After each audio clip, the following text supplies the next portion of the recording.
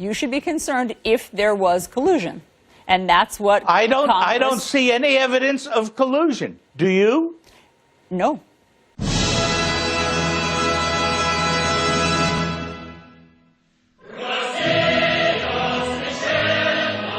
And I want to come back to the book, but as you know, Sean Hannity on his program has been very critical of the Uranium One deal. The president saying, with regard to Russia, that's the real story in all of this. What would you say to those critics? I would say it's the same baloney they've been peddling for years, and there's been no credible evidence by anyone. In fact, it's been debunked repeatedly and will continue to be debunked. But here's what they're doing, and really, I have to give them credit. You know, Trump and his allies, including Fox News, are really experts at distraction and diversion. So the closer the investigation about real Russian ties between Trump associates and real Russians, as we heard Jeff Sessions finally admit to in his testimony the other day, the more they want to just throw mud on the wall, and I'm their favorite target, me and, you know, President Obama. We're the ones that they always like to put into the crosshairs. So yes, I'm not surprised, but I think the real story is how nervous they are about these continuing investigations. Last night in this show, we told you about how the Podesta Group, a lobbying firm co-founded by Hillary Clinton's campaign chairman John Podesta and his brother Tony, have been sucked into independent counsel Robert Mueller's investigation of alleged Russian interference in American politics. Before last night's show was even over, we got an email from a man with direct personal knowledge of that story. The man, whose name we can't reveal for the time being, is a former senior employee of the Podesta Group. He worked there for years. He said he was motivated to contact us by the disgust he felt watching media coverage of the Russia story. Not only were most reporters getting it wrong, he said, they were getting it backward.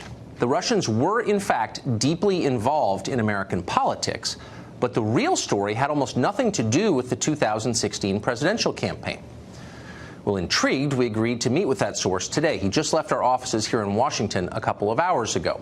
The story he told us is astonishing. We'll be following up on it, confirming more of it, and bringing you details throughout this week and after. But first, here's an overview of what he told us. Media reports describe Paul Manafort as a central figure in the Russia investigation due to the several months he spent as Donald Trump's campaign chairman. According to our source, that's only half true. Manafort is indeed at the center of this investigation, but not because of his ties to Trump. In fact, Paul Manafort spent years working with the Podesta Group on behalf of Russian government interests. That relationship extends back to at least 2011, when our source claims Manafort had dinner in Washington with both Podestas, Tony and John. In the years following, our source says he saw Paul Manafort in the Podesta Group offices, quote, all the time, at least once a month. Manafort was not there to socialize. He was representing Russian business and political interests who sought to influence Capitol Hill, Hillary Clinton's State Department, and the Obama administration. Our source describes Manafort bringing what he called a parade of Russian oligarchs up to the Congress, where they met with members and their staffs. But the central effort to extend Russian influence was focused on the executive branch, the Obama administration. The vehicle through which Paul Manafort worked for the Russians was a shell group called the European Center for a Modern Ukraine. Now, the group supposedly was based in Belgium, but it had no actual offices there. It had, in fact, only 2 employees, both of them based in Ukraine. Their telephone number in Brussels rang in Kiev. It was a sham. Yet it did have a presence here in Washington. The European Center for Modern Ukraine was a major client of the Podesta Group. Now, why did the Russians choose the Podesta Group? Well, because both Podestas were close to the Clintons, and Hillary was then Secretary of State. She could get things done for the Podestas' Russian clients. It was influence peddling, the most obvious kind. For example, our source says that at John Podesta's recommendation, his brother Tony hired a man named David Adams. Now, before joining the Podesta Group, Adams worked at the State Department as Assistant Secretary of State for Legislative Affairs. He was also Chief Legislative Advisor to Hillary Clinton. As part of his job, Adams personally briefed Hillary Clinton every day. He aided in the confirmation of at least 122 political nominees at State. By hiring him in 2013, our source says, the Podesta Group got a direct liaison between their offices, and by extension their Russian clients, and Hillary's State Department. Sometimes, our source said, ties between the Podesta Group and the Clintons were explicit. Tony Podesta spoke regularly to Hillary Clinton while she ran the State Department. Our source remembers Podesta's assistant announcing that, quote, Secretary Clinton is on the line.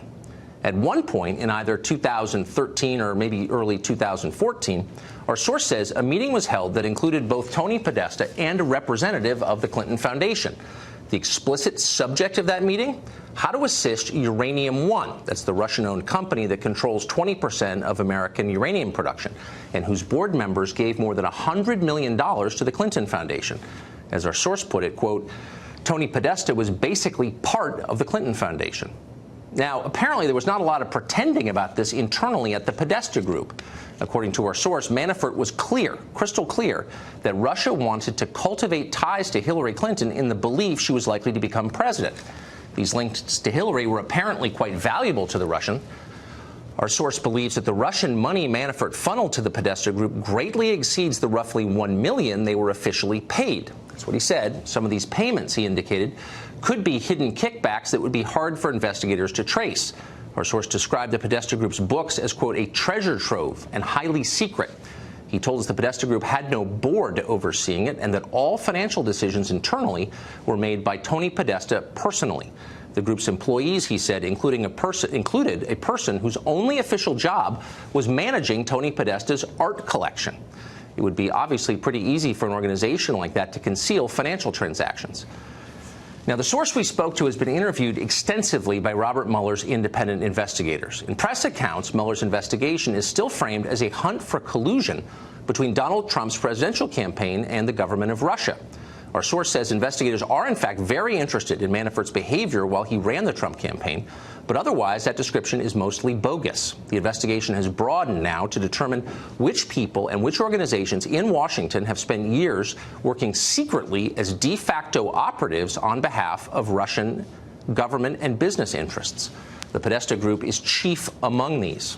Quote, they are more focused on facilitators of Russian influence in this country, says our source, than they are on election collusion. The Podesta Group, he says, quote, is in their crosshairs. Now, we should note the obvious, which is that many of the lobbying efforts our source described to us today are not yet illegal necessarily, and that tells you a lot about modern American politics. But if true, the story we heard overturns much of what we think we know about Russian attempts to influence American policy. We believe our source is telling the truth. We don't think he has reason to lie to us.